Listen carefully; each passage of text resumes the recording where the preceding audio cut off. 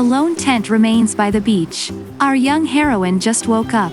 Marin comes walking towards the tent, filling in the space between them. Rise and shine. It's a new day. We're on a mission. Let's go. What, didn't you sleep? How are you so energetic this early in the morning? I got us a rod, but it's a fishing vessel, so we have to help him.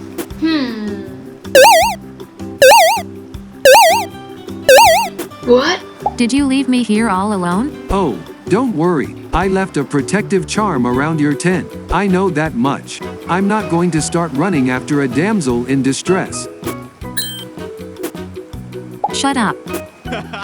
All right, it's time to get going.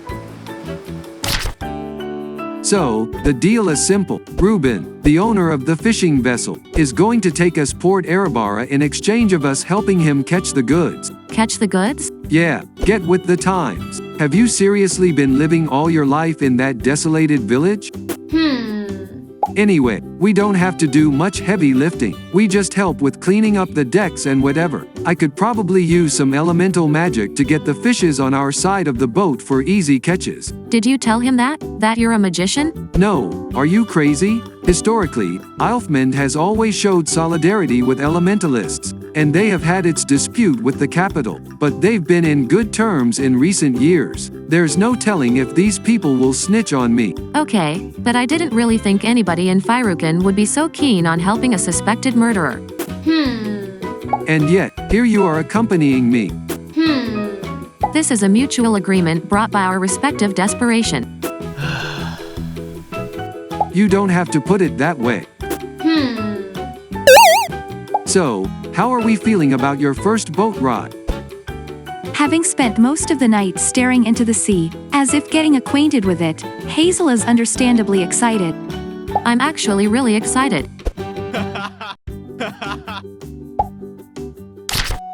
Not long after Ruben's fishing vessel moved out of Ilfmond Bay, Hazel had immediately turned green. As soon as they had met the open sea, Marin had forgotten to take into account seasickness for a first-time boat rider like Hazel. I think I hate the sea.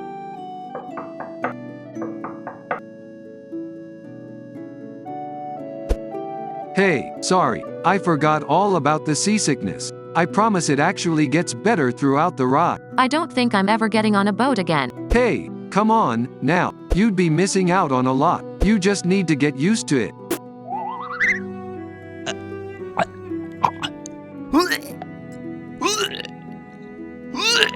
I feel awful. This is worse than that time somebody's unchecked chicken coop caused a disease outbreak. What?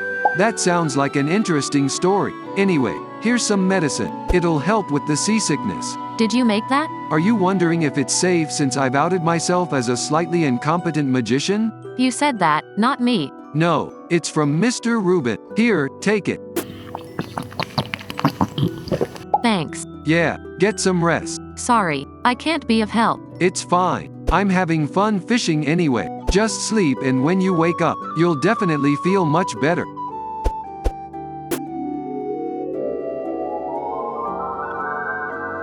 Now, keep your elbows up, spread your legs, keep your balance.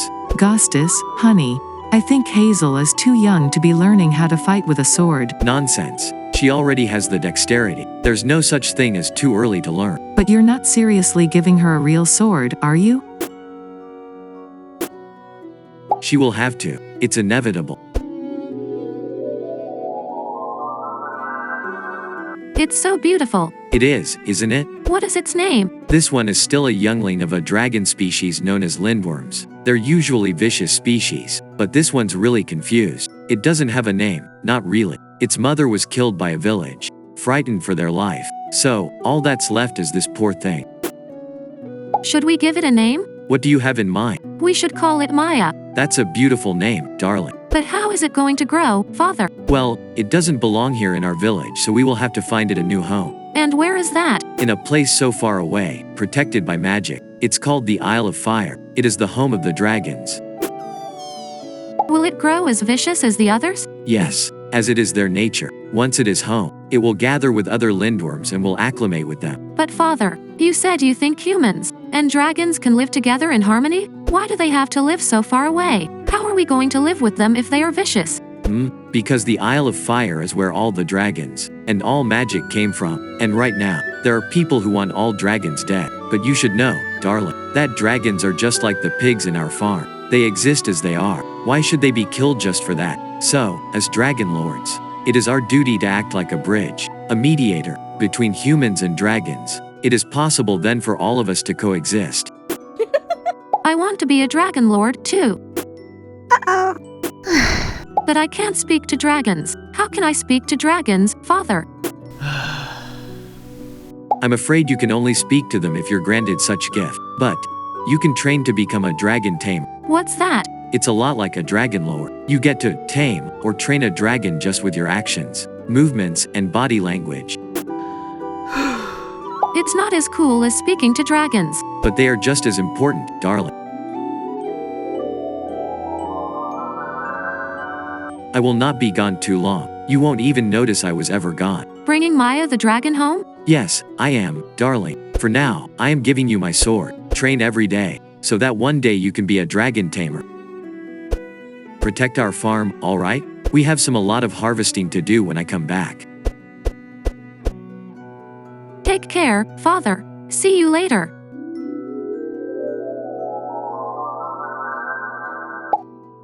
After a deep slumber, our young heroine finally wakes up feeling much better. Somehow, she doesn't even feel sick with the soft rocking of the boat against the sea. She wonders if her father had ever been on a boat. Hey, how long was I asleep? Days. What? Kidding, you were asleep the rest of the day. It's actually already the morning after. Wait, really? Yeah. Oh, you're awake. I bet you're hungry. We set aside breakfast for you. Thanks. I'm sorry I got sick. I didn't get to help. It's alright. Your friend here has done a really good job. He also told me this is the first time you've been on a boat, and that you're searching for your father. I hope you find him. Yeah, thank you, very much. Oh, by the way, we're about to dock. Already? Didn't you say it would take 3 days to reach Port Erebara? Yes, change of plans. I got radioed in by some of my comrades. Someone in the capital is asking for fresh catch, and I'm the closest with big blue marlins that you caught yesterday. The capital? Yeah. Is there a problem? Well, no. We were hoping for Port Erebara. Sorry, kids, but I'm making a living. After selling some of my catch, I might go and trade some for supplies. I may be staying in the capital for 2 days. Then, you can stay in this boat until I leave again. 2 days means we'll get to Erebara in 4 days. But if we take the North Golden Road, it's going to take us to Erebara, right? Yeah, and if you're in a hurry, that would be your best route. You will be at Erebara in a day and a half. Is that safer? Oh, it's safe. Don't worry. The capital is always roaming with knights and guards. They have outposts through the Golden Road. It's known to be the safest road in all of Fyrukin. Yeah, it's the safest. Okay, we should go through the Golden Road then. Since you've been of great help, I will get you some food and clothing for the road. Oh, no need, Mr. Reuben. This was all our deal. Nonsense. I'll get them ready now.